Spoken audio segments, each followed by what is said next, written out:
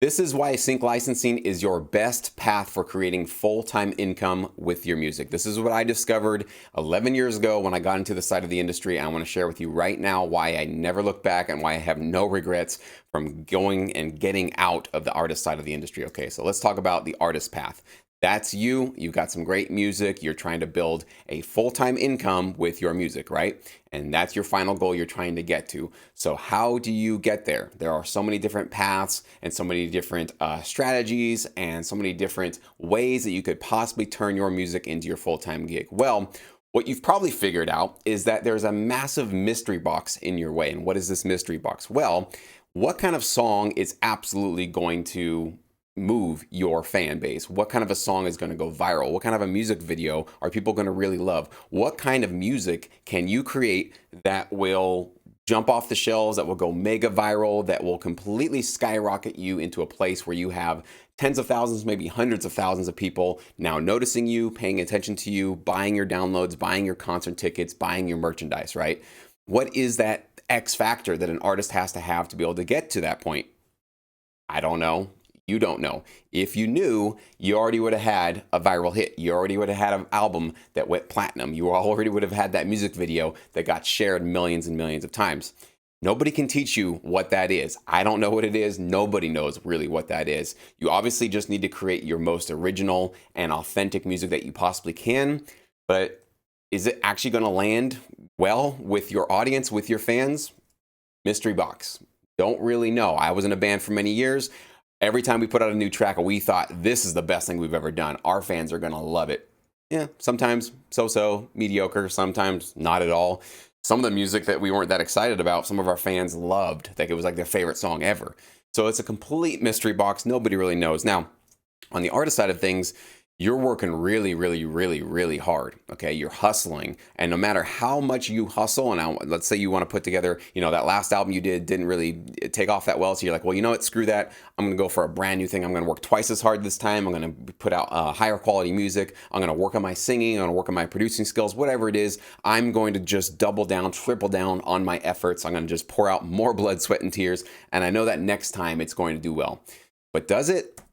Most of the time, the mystery box just gets bigger because now you're even more confused. You thought maybe it was a lack of effort last time. You didn't really put in the right effort, or you maybe weren't quite tapping into your deepest emotions that you thought you could have. And now that you've done all that and you've really just worked your butt off, you still didn't get the viral hit. You still didn't get the fan base. You still didn't get to that point where this can sustain you full time. Okay? Extremely frustrating. I've been there. I know what that feels like. Now let me show you what I discovered in sync licensing. Okay, so this is the sync licensing path that I began 11 years ago. Same thing. You're a producer, you're a musician, you're a band. You create your own original music. Okay, that's what we do here. And we're still trying to do the same thing that artists are doing. We're trying to make music our full-time job so we don't have to have the day job, so we can really just focus on our passion, what we love to do. So how do we get there in the sync licensing world? Is there a mystery box like there is for an artist path? No. There are actually 3 cheat sheets, blueprints, guides, whatever you want to call them, 3 very clear assets that you will have access to in the sync licensing world. Well, that will completely eliminate the mystery box. There is no mystery box in sync licensing. In fact, the complete guide and blueprint for how to get to full-time income is laid out for you in this industry. Okay, let me explain. First, as you see right there, are briefs. These are licensing briefs. A brief is nothing more than a quick document, usually written out. Sometimes it can be in video form, but most of the time it's written out. And it is either a sync agent, a supervisor, music supervisor, or a music library telling you exactly what they want. Now, why would they do that? Well, they have clients that are trying to get music for their TV show, movie, commercial, video game, trailer, whatever it is, right? And they don't want to waste time going through hundreds of tracks that may or may not be a good fit. What they want to do is get it right the first time. So what they're going to do to you as the producer, as the band, as the artist, is they're going to tell you, this is exactly what we want. We want these instruments, this BPM, or we want you to sound kind of like this reference track, like this other artist, or like this other track that we kind of think really works for it, but we can't afford to spend $100,000 on that artist track, like some big A-label, A-list artist. We want to pay you maybe 10 grand or 20 grand for this opportunity, okay? And they're going to lay out everything that they need from you. Where's the mystery box in there? There's no mystery box. This is the cheat sheet for you to understand exactly what kind of song you should be creating and how you should be delivering it so that you have a great shot at nailing the gig and getting closer to full-time income and getting the payment, okay? That's what licensing briefs are there for. They're actually there to help you get closer to full-time income, and you don't have to hope and wish and pray and think and throw it up like spaghetti on the wall and hope that something sticks. You actually have the guide directly from your client as to what really is going to work, okay? Secondly, you can do catalog research. What is catalog research? Well, when you work with a music library, like I have done in my career, you can actually go through their catalog and see what they're currently getting placed, what kind of clients they serve, what kind of music they contain, what really flies off their shelf. So that if you want to have your music fly off the shelf into multiple TV shows or movies or commercials, that you know that you're not going to go submit some music that's completely outside of their focus, out of their niche that they serve, okay? So this is another cheat sheet, another guide, a blueprint for you to understand exactly what kind of music will actually be appreciated and paid and accepted by the music library or the sync agent or whoever you're going to be working with, okay? Not a mystery box. You don't have to guess. I wonder if they would like some death metal polka mixed with some ethereal Austrian chants. I wonder if that would work for them. You don't have to ask or guess or even any of that, okay? You can literally just look directly at what a particular sync agent or library is specializing in and go serve that particular need, okay? No more guessing, no more mysteries. Finally, library communication, or this could go for your sync agent or whoever you're going to be working with. You can literally get on the phone with them, email them, and ask them point blank, one sentence. What do you need? What projects are you currently working on? What kinds of clients do you want to start serving their needs?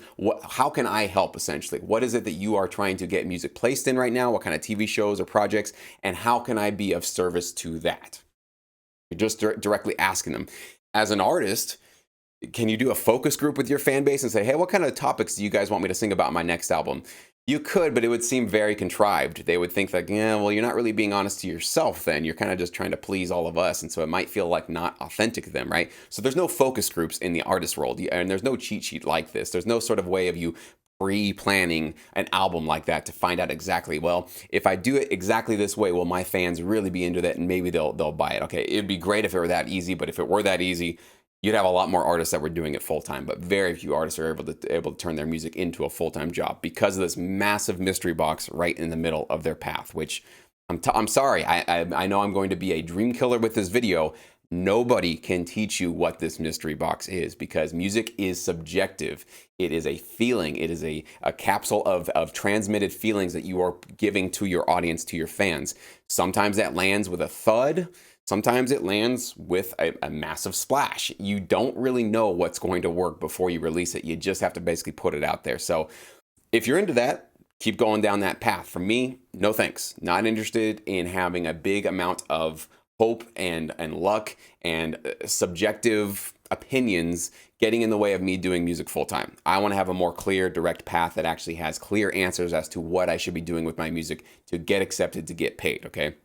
And then with sync licensing, you can work your butt off, but the more you work your butt off, the more you hustle, the better you get at each one of these three cheat sheets that you have here, each one of these assets that you have access to. Because, yeah, maybe the first time you get a brief, you didn't quite follow all the directions, and so you get rejected. Well, that means next time you can work a little bit harder at paying more attention to exactly what they're asking for, right? It's not like with the mystery box where you just work really hard, but the next time it still doesn't work and you really don't feel like you progressed anywhere, right? Maybe you feel like that right now. You've just been spinning your wheels, going in circles, trying everything you can, and nothing's really getting through to the masses.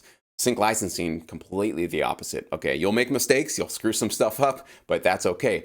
The harder you work at correcting those mistakes and not making them again, the better you're going to get at serving those needs and getting the placements and creating full-time income with your career. So that's why I decided to go down this path, because creating music full-time is my number one priority. It's been my number one priority in my life. And looking at these two pathways in front of me, I started realizing I got to do it smart. I got to do this the smart way. I cannot just rely on hope and luck to make music my full-time income. So if you're brand new to my channel and you have no idea what sync licensing is really all about or how to get started, what I would like to do is invite you to join my free online music licensing course. There's a link in the description box of this video, okay? This course will walk you through the entire overview of how the sync licensing business works, how you can get started, and more importantly, what your role in it will be, okay? It's a little different than maybe what you've been doing with your artist career and trying to build a fan base and run the social media rat race, which I know you get tired of very quickly.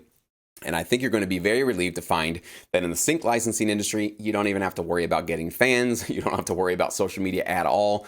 I completely ditched those things 10, 11 years ago when I got started in this industry, and I've never looked back, and I've loved it, and it's been my full-time income ever since. So if you'd like to learn more about how I did it and how you can basically follow in my footsteps and do the exact same thing for yourself and for your music career, go ahead and click on that free link in the description box of this video.